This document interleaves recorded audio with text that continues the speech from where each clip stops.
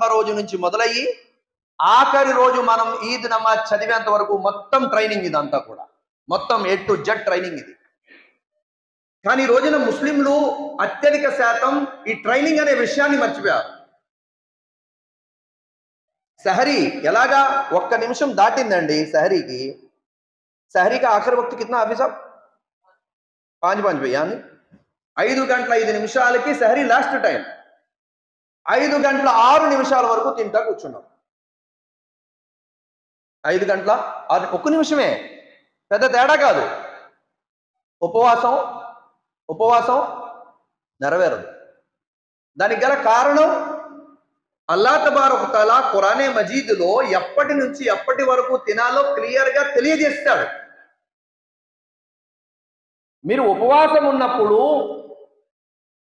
చీకటి రేఖలన్నీ కూడా అంతమైపోయి సూర్యోదయం యొక్క శుభోదయం ప్రారంభమవుతుంది అని అనగానే మీరు తినడం త్రాగడం విడిచిపెట్టండి. చీకటంతా అంతమైపోయి శుభోదయం యొక్క రేఖలు మీకు అంటే ఇప్పుడు మనకి టైం పెట్టుకున్నాం, అర్థమవ్వాలని చెప్పి టైం పెట్టారు. 5 గంటల 5 నిమిషాలని చెప్పి, లేకపోతే 5 గంటల 10 నిమిషాలని చెప్పి ఒక్కొక్క ప్రదేశానికి ఒక విధంగా టైం. ఆఫీస్ సాబ్ ఇస్కా ఫోన్ హై ఎక్కువ బహుత్ జ్యాదా హై.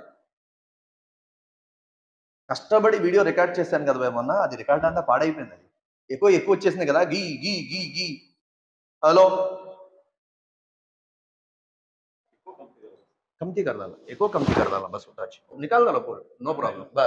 बस अल्हम्दुलिल्लाह, जज़ाकुमुल्लाह खैर, अल्लाह आपको खुश रखे हमेशा. ఒక్క నిమిషం 5 గంటల 5 నిమిషాలు లాస్ట్ టైం. నేను ఒక్క నిమిషమేనండి తింటానని చెప్పేసి తింటాం మొదలెట్టేసాం మనం.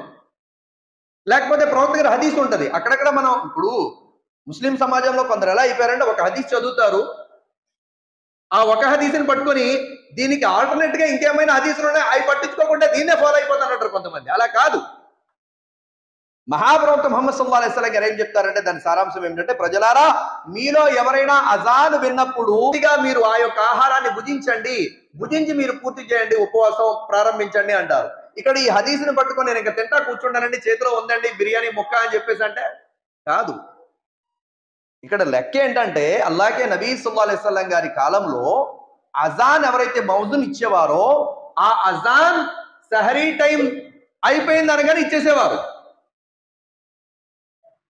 సహరీ టైం అయిపోతుంది, ఇంకా అజాన్ మొదలైపోయేది.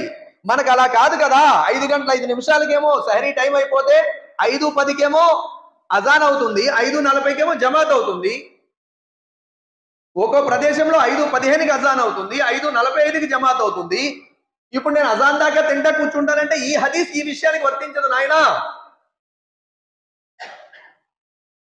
సోదరులారా సోదరీమణులారా, ఏదైతే అల్లాహ్ తబారక తఆలా రమజాన్ మనకిచ్చాడో ఈ రమజాన్ అనేది ఒక ట్రైనింగ్.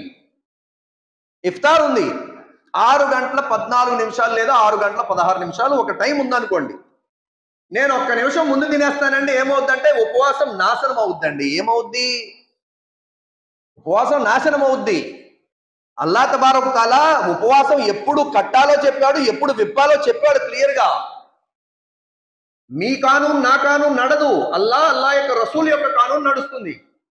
మీ యొక్క పద్ధతి నా యొక్క పద్ధతి నడవదు, అల్లాహ్ యొక్క ప్రవక్త యొక్క పద్ధతి మాత్రమే నడుస్తుంది.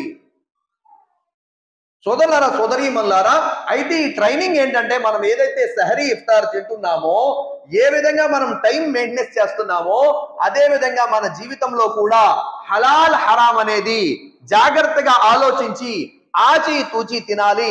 ఇష్టం వచ్చినట్టు ఎలా పడితే అలాగా, ఏది పడితే అది, ఎప్పుడు పడితే అప్పుడు మేము తినేస్తామని చెప్పంటే మన జీవితాలే నాశనం అయిపోతే ఆఖిరత్తులో పట్టుబడిపోతాం. ఆఖిరత్తులో ఏమవుతాం భయ్? పట్టుబడిపోతాం.